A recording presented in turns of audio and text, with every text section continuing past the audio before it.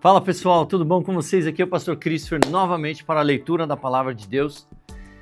Que alegria estar com vocês, que bom nós estarmos juntos e lermos a Palavra de Deus.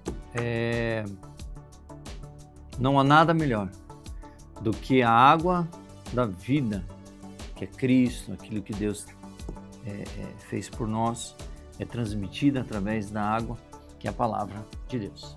Isso é o que a nossa Bíblia diz, que a palavra dele é como água para nós e ela nos sacia a sede. E quando nós lemos a Bíblia, ela sacia tudo aquilo que nós temos de sede pelo nosso Senhor.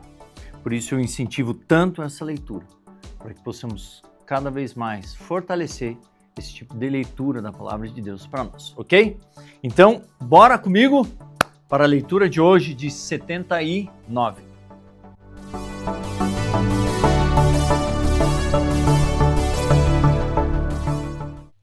Muito bem, muito bem, muito bem. Hoje 79 para a nossa leitura. Ontem nós tivemos vários nomes. Lucas falou sobre toda a genealogia de Jesus, né? Até Adão. Então foram muitos nomes, muitos nomes. São 14 gerações, entre 14 gerações, acho que 14 gerações até Noé, aí 14 gerações até Davi e 14 gerações até Jesus. Então, é bastante. E assim a gente vai indo, assim a gente vai avançando, né, na nossa leitura e a compreensão da palavra de Deus. Então vamos lá, temos aí o nosso dia de hoje, Números 30, abra lá a tua palavra. Se você está com uma Bíblia convencional, então você vai ter que folhear até ir nas passagens. Qualquer coisa eu deixo sempre na descrição já as passagens que vão ser lidas, né? Eu leio através dessa Bíblia, desse modelo de Bíblia, que ela é Novo Testamento, Antigo Testamento, Salmo, Sabedoria. Então, a gente começa a compreender algumas coisas do Antigo, quando nós lemos um pouco do Antigo, um pouco do Novo, e às vezes algumas coisas fazem mais sentido, porque existem menções a respeito de um do outro, né? Então, ele é corrido, é por dia. Então, a leitura dessa Bíblia é por dia, e é a que eu estou fazendo com vocês, ok? Então, vamos lá. Números 31 a 31, 54. Moisés mandou chamar os chefes das tribos de Israel e lhes disse: foi isso que o Senhor ordenou. Se um homem fizer um voto ao Senhor ou uma promessa sob juramento, jamais deverá voltar atrás em sua palavra. Fará exatamente o que prometeu. Se uma moça fizer um voto ao Senhor ou uma promessa sob juramento enquanto ainda estiver morando na casa do seu pai, e seu pai ficar sabendo do voto e não levantar objeções, todos os seus votos e promessas continuarão a valer. Mas se no dia em que ficar sabendo seu pai se recusar a deixá-la cumprir o voto ou a promessa, todos os seus votos ou promessas serão anulados. O Senhor a perdoará, pois o pai não permitiu que ela os cumprisse. Se uma moça fizer um voto ou assumir um compromisso por meio de uma promessa precipitada e depois se casar, e no dia em que ficar sabendo do voto ou da promessa, o marido não levantar objeções, os votos e as promessas que ela fez continuarão a valer. Mas se no dia em que ficar sabendo seu marido se recusar e deixá-la cumprir o voto ou a promessa precipitada, os compromissos dela serão anulados, e o Senhor a perdoará. A mulher viúva ou divorciada, porém, deverão cumprir todos os seus votos e promessas. Se uma mulher já for casada e morar na casa do seu marido quando fizer o voto ou comprometer por meio de uma promessa, e o marido ficar sabendo e não levantar objeções, os votos ou promessas que ela fez continuarão a valer. Mas se no dia em que ficar sabendo o marido se recusar a aceitá-los, o voto ou a promessa dela se anulará, e o Senhor a perdoará. Portanto, qualquer voto ou promessa que a esposa tinha feito de humilhar-se, o marido poderá confirmar ou anular. Mas se ele não levantar objeção alguma no dia em que ficar sabendo, indicará desse modo que está de acordo com todos os seus votos ou promessas. Se ela esperar mais de um dia e anular um voto ou uma promessa, sofrerá o castigo que caberia à esposa. Essas são as ordens que o Senhor deu a Moisés a respeito do relacionamento entre um homem e sua esposa e entre o pai e sua filha moça que ainda mora na casa dele. O Senhor disse a Moisés: vingue-se dos midianitas pelo que fizeram os israelitas. Espera aí.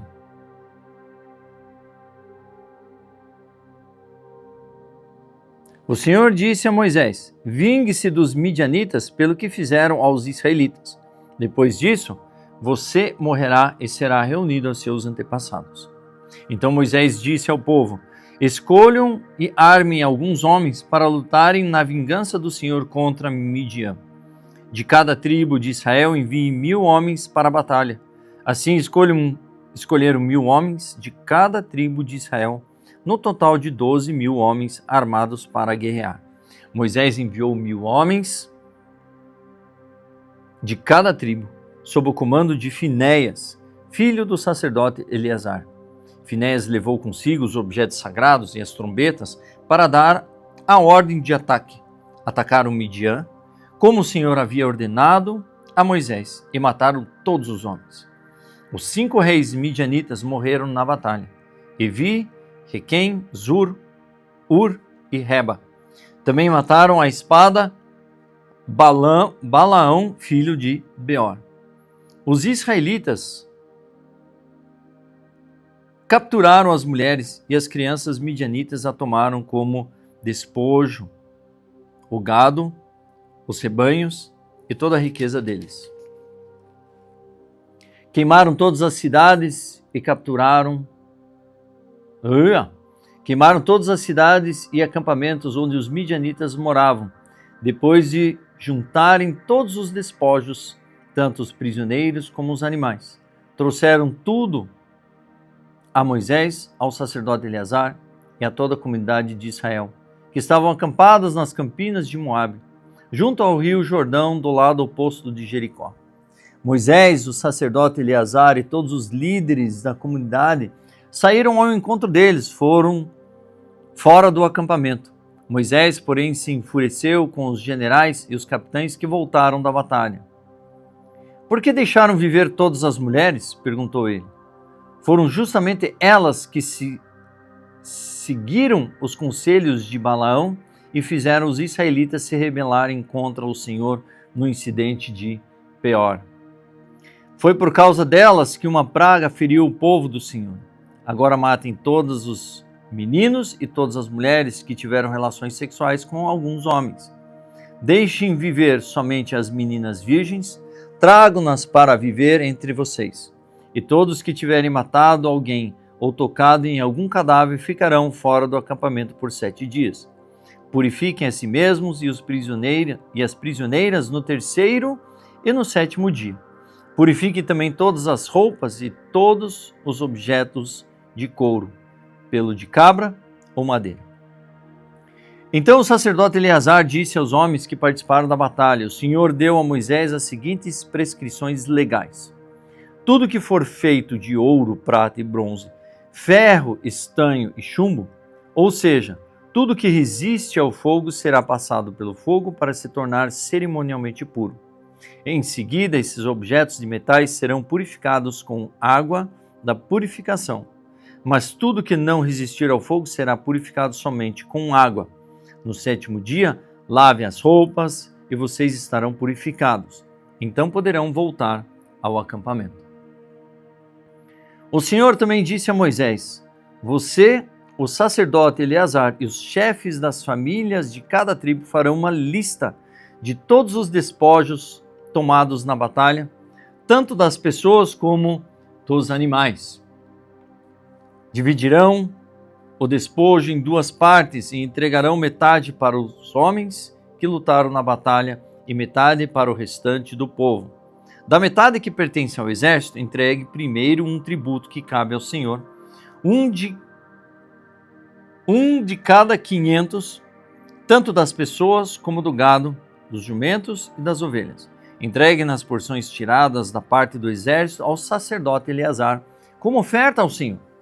Da metade que pertence aos israelitas, separem um de cada 50, tanto das pessoas como do gado, dos jumentos, das ovelhas e de outros animais. Entreguem essa porção aos levitas que estão encarregados de cuidar do tabernáculo do Senhor. Moisés e o sacerdote Eleazar fizeram conforme o Senhor ordenou a Moisés. O despojo restante de tudo que o soldado havia tomado totalizou 675.000 ovelhas, 72.000 cabeças de gado, 61.000 jumentos e 32.000 virgens. Metade dos despojos foi entregue aos homens que participaram da batalha.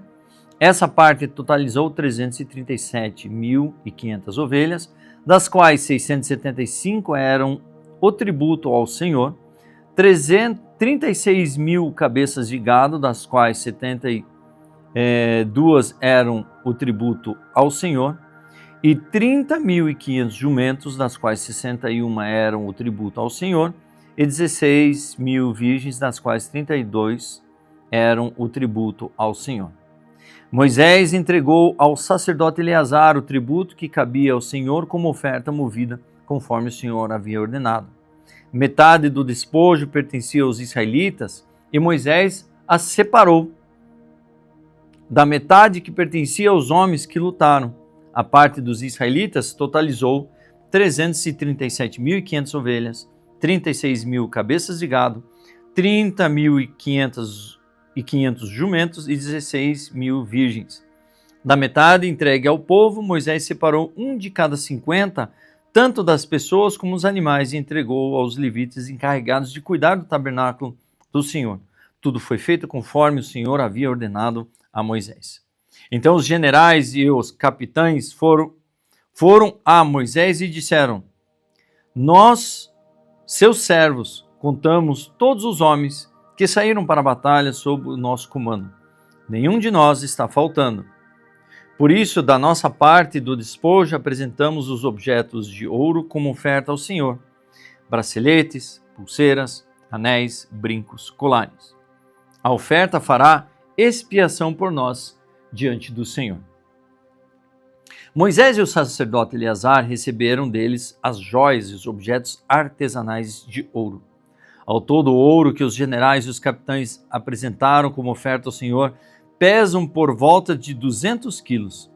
Todos os homens que participaram da batalha tomaram para si uma parte do despojo. Moisés e o sacerdote Eleazar aceitaram as ofertas dos generais e dos capitães e levaram o ouro para a tenda do encontro como recordação para que o Senhor se lembrasse dos israelitas.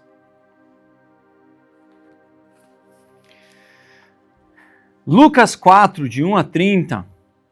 Jesus, cheio do Espírito Santo, voltou do Rio Jordão e foi conduzido pelo Espírito ao deserto, onde foi tentado pelo diabo durante 40 dias. Não comeu nada durante todo esse tempo e teve fome. Então o diabo lhe disse: Se você é filho de Deus, ordene que essa pedra se transforme em pão. Jesus, porém, respondeu: As Escrituras dizem, uma pessoa não vive só de pão. Então o diabo o levou a um lugar alto e no momento ele mostrou todos os reinos do mundo. Eu lhe darei a glória deste reino e autoridade sobre eles, pois são meus e posso dá-los a quem eu quiser. Disse o diabo, eu lhe darei tudo se me adorar. Jesus respondeu: As Escrituras dizem, adore ao Senhor, seu Deus, e sirva somente a Ele. Então o diabo levou a Jerusalém ao ponto mais alto do templo e disse: Se você é o Filho de Deus, salte daqui, pois as Escrituras dizem, Ele ordenará a seus anjos que o protejam, eles o sustentarão com as mãos, para que não machuque o pé em alguma pedra. Jesus respondeu: as Escrituras dizem, não ponha à prova o Senhor, o seu Deus. Quando o diabo terminou de tentar Jesus, deixou-o até que surgisse outra oportunidade.